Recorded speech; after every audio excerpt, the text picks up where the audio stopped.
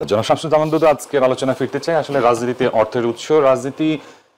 যারা রাজনীতিবিদ আছেন তাদের অর্থের উৎস থেকেই রাজনীতিতে অর্থের উৎসের বা অর্থের প্রবাহটা আসে। একটি সুষ্ঠু নির্বাচনের ক্ষেত্রে বলা হয়ে থাকে অর্থের প্রবাহ কিংবা অবৈধ অর্থের প্রবাহ প্রতিরোধ করা। আসলে রাজনীতিতে অর্থের উৎসটা কি হওয়া উচিত? খুবই স্পষ্ট হওয়া উচিত। একটি রাজনৈতিক দল যখন তার অর্থ গ্রহণের উৎসটি জনগণের সামনে, যেহেতু সে জনগণের জন্য কাজ করছে, স্পষ্ট করে তুলে ধরার অবস্থায় পৌঁছাবে, তখন আমার মনে হয় বাংলাদেশের 90% দুর্নীতি কমে যাবে। যখন আমার আয়ের উৎসটা স্বাভাবিক না হবে ততক্ষণ পর্যন্ত একটি পরিবার কখনোই মানুষের বিশ্বাস এবং আস্থার জায়গায় থাকে না। আমাদের সব থেকে বড় যে জায়গাগুলো, যেমন প্রশাসনিকভাবে যারা ক্ষমতাবান ব্যক্তি, তারা নিজেদের নিয়ন্ত্রণকে একেবারে মুঠোর মধ্যে আনার জন্য রাজনৈতিক শক্তিকে এমনভাবে ব্যবহার করে, যেটি গত 25 সরকারের ক্ষেত্রে লক্ষণীয়, যে তারা বড় বড় প্রজেক্ট ওই সরকারের মধ্যে মানে বাস্তবায়নের লক্ষ্যে যখন পাশ করিয়েছে, এবং পরবর্তীতে দেখা গেছে রাজনৈতিক দলের নেতৃবৃন্দ এই যারা রাষ্ট্রের বিভিন্ন দায়িত্বে ছিলেন তারা কোনো না কোনোভাবে আটকে গেছেন। কিন্তু ওই যে যারা মূল কেন্দ্রে ছিল পরিকল্পনায়, তারা বেশিরভাগ ক্ষেত্রেই টাকা খুব স্বাচ্ছন্দ্যে বিদেশে পাচার করে দিয়েছে। দায় নিয়েছে পলিটিক্যাল পার্টির নেতৃবৃন্দ, কর্মী, সমর্থক দল, কিন্তু এরা ধরাছোঁয়ার বাইরে থেকে গেছে। এখনো দেখবেন একটি নতুন প্রক্রিয়া আমরা যেতে চাইছি, যেটা অন্তর্বর্তীকালীন সরকার, সেই সরকারের মধ্য দিয়ে আমরা একটি স্বচ্ছ, গ্রহণযোগ্য, স্বাভাবিক নির্বাচনের প্রত্যাশা করেছি। সরকার প্রথম দিকে ভালোই ভূমিকা রেখেছে, কিন্তু যত দিন গড়িয়েছে ততই তারা সংবিধানের আওতার বাইরে যাওয়ার চেষ্টা করছে। যেমন একটি সরকারের পরবর্তী 90 দিনের মধ্যে আরেকটি সরকার আসবে, এটাই স্বাভাবিক। একটা শেষ হলে সেটা পতন হবে নাকি পদত্যাগ করবে নাকি সম্পূর্ণ সময় পার করবে, এটি কিন্তু সংবিধানের মানে দেখবার বিষয় না।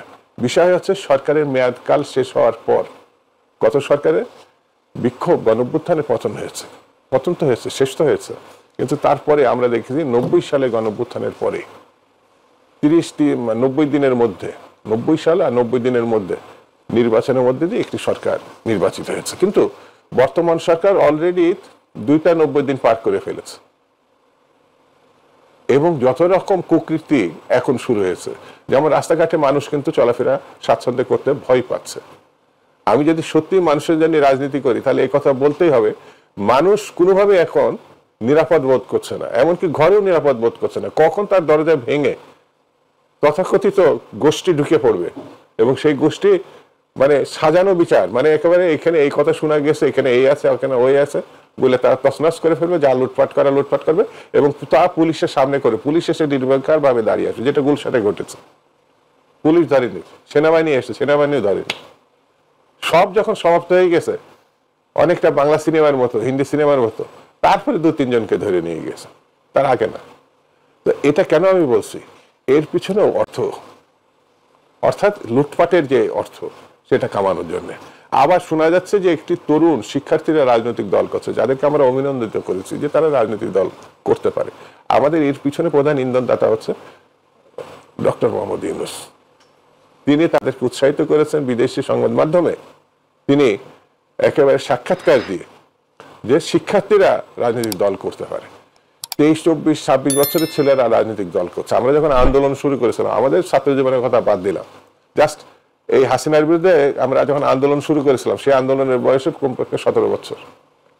অন্য আন্দোলনের কথা বাদ, যারা দাবি করছে তারা এই আন্দোলনের সফল কামিয়াব হয়েছে, তারা এখন রাজনৈতিক দল করবে। আমরা যখন কাজ শুরু করেছিলাম তাদের বয়স ছিল তখন 10 থেকে 12 বছর।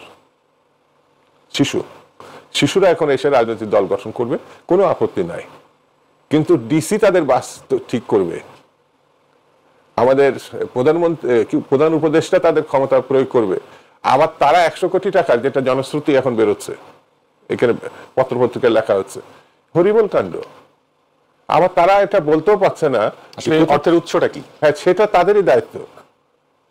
আমার এই অর্থের উৎসের কথা যদি আমি পরিষ্কার না করি, আমি বলতে পারি রাজনীতির দল শুরুতেই তো দুর্নীতির সঙ্গে সংযুক্ত হয়ে গেছে। অনেকে বলছে যে এরা কিভাবে রূপায়ণের, যেটা বাংলা মোটরের কাছে 2টো ফ্লোর নিয়ে অফিস করে, এরা না করে চাকরি, না করে ব্যবসা, না করে অতীত কোনো ঐতিহ্য। 1 মাসের খেলোয়াড় তো, যদি 1 বছরের খেলোয়াড় হতে তা তো বুঝতাম যে কিছু ঘটনা আছে। 1 মাসের খেলোয়াড়দের এত টাকার মানে কোত্থেকে আসলো সেটাও বলে না।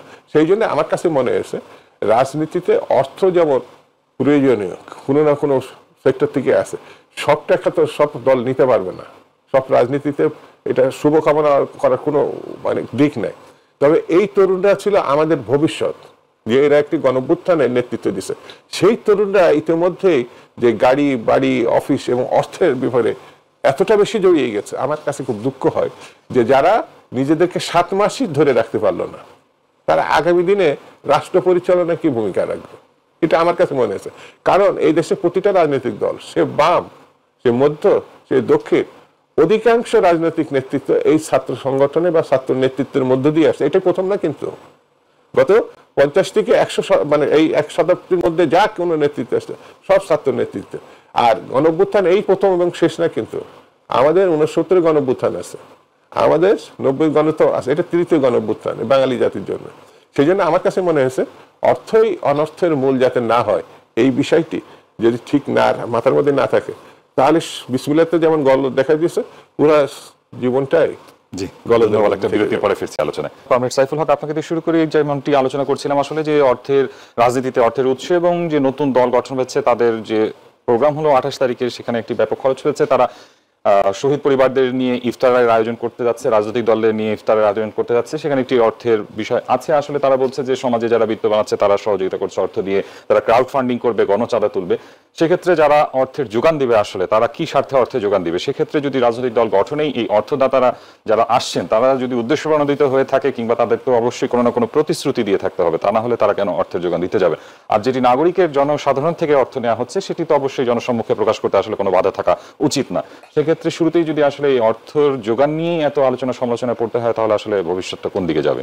জি, আপনাকে ধন্যবাদ। প্রথমত, যে রাজনৈতিক দলের জন্য অর্থ নিশ্চয়ই খুবই গুরুত্বপূর্ণ। আমি মাত্র চীন দেশ থেকে ফিরলাম গত পরশুদিন, 10 দিনের একটা বিরোধী দলগুলোর একটা সফরে। চীন দেশ মাও সেতুং, চীন বিপ্লবের মহান নেতা, তিনি একবার বলেছিলেন বিপ্লবীরা মানে কমিউনিস্টরা হচ্ছে পানির মধ্যে মাছ যেভাবে থাকে, বিপ্লবীরা হচ্ছে জনগণের মধ্যে তারা এভাবে তারা থাকেন।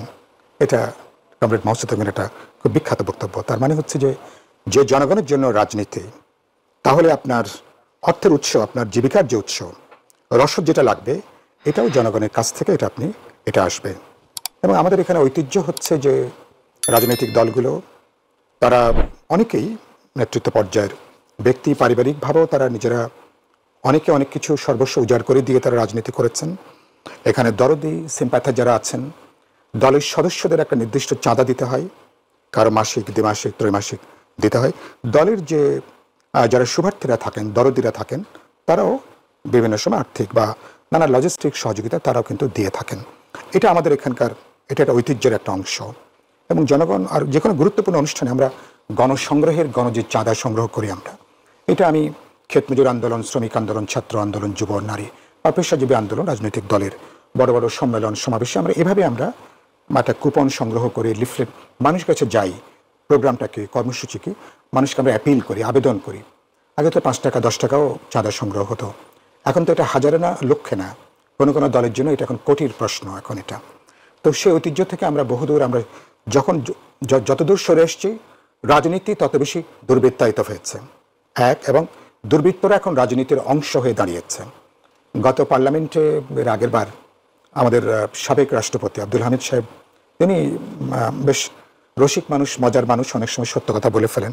তো তিনি বলেছিলেন, এটা হিসাব করে বলেছিলেন, 70% হচ্ছেন যারা পার্লামেন্ট মেম্বার তারা হচ্ছেন ব্যবসায়ী। আগে ব্যবসায়ীরা রাজনৈতিক দলকে তারা সমর্থন করতেন, কখনো চাঁদা দিতেন। এবং গত কদশকে কটা জাতীয় নির্বাচনের মধ্য দিয়ে ব্যবসায়ীরা নিজেরা চাঁদা দেওয়ার পরিবর্তে তারা নিজেরা এখন রাজনীতির অংশ হয়ে যাচ্ছেন, নিজেরা ইলেকশন করছেন, পার্লামেন্টে যাচ্ছেন, পার্লামেন্ট মেম্বার হচ্ছেন, মন্ত্রী হচ্ছেন, এবং অনেকেরই কিন্তু যেটা বলে কনফ্লিক্ট অফ ইন্টারেস্ট দাঁড়িয়ে যাচ্ছে, এরকম একটা জায়গা। ফলে রাজনীতিতে অর্থ এখন বড় একটা প্রধান প্রশ্ন দাঁড়িয়েছে তা আপনি যখন এত সংস্কারের কথা বলছেন, যখন আপনি স্বচ্ছতার কথা বলছেন, অর্থের উৎসটার স্বচ্ছতাটা এটা অত্যন্ত গুরুত্বপূর্ণ প্রশ্ন। যখন আদর্শের কথা বলেন, নীতি নৈতিকতার কথা বলেন, তার আগে উত্তরটা দেন আপনার অর্থের উৎসটা কি। আপনি যদি 500 টাকা খরচ করেন, উৎস কি? 5 লক্ষ টাকা, 5 কোটি টাকা। উৎসটা যে জনগণের জন্য আপনি রাজনীতি করছেন, আপনি দলটা করছেন, সেই জনগণের জানার সুযোগ আছে কারা আপনাকে অর্থের যোগান দিচ্ছে, কারা আপনাকে অর্থ সহযোগিতা করছে। আমাদের ব্যবসায়ীরা বা বড় বড় বিজনেস হাউসগুলো, নিশ্চয়ই আপনি একমত হবেন। আর তারা তো নিশ্চয়ই কোনো বিনা স্বার্থে, ব্যতিক্রম ছাড়া ভালোবাসার জায়গা থেকে অর্থ দেওয়াটা প্রায় এখন নাই বললে চলে। যারা পাওয়ারে আছেন বা ক্ষমতায় যেতে পারেন, অথবা সম্ভাব্য যারা রাজনৈতিক জায়গাটা, তো তাদেরকে তারা এক ধরনের বিনিয়োগ হিসাবে, এটা ভবিষ্যৎ, এখন যদি ধরেন 50 কোটি টাকা দেন, পরবর্তীকালে হয়তো 500 কোটি টাকা, 1000 কোটি টাকা, বা কপাল ভালো হলে 5000 কোটি টাকার ব্যবসা বাণিজ্য পাওয়া যাবে। খুব সহজ খুব ব্যাপার। এগুলো বহুল আলোচিত বিষয়, সবাই জানেন বোঝেন। এগুলো পুরো একটা ওপেন সিক্রেট একটা বিষয়। গত দুটো নির্বাচনে, একটা 24 সাল, একটা 18 সালে, আমাদের হিস্ট্রিতে আগে যেটা কখনো হয়নি। আগে ব্যবসায়ীরা কোন দলকে সমর্থন করতেন এটা কিন্তু জানা যেত না, এটা কিছুটা গোপন ছিল, খুব বেশি আলোচিত হতো না, জানতেন বুঝতেন। গত একটা 18 এবং 24 সালে ব্যবসায়ীদের এপেক্স বডিগুলো একসাথে হয়ে তারা হাত তুলে জানান দিয়েছেন যে আমরা বারবার দরকার শেখ হাসিনার সরকার।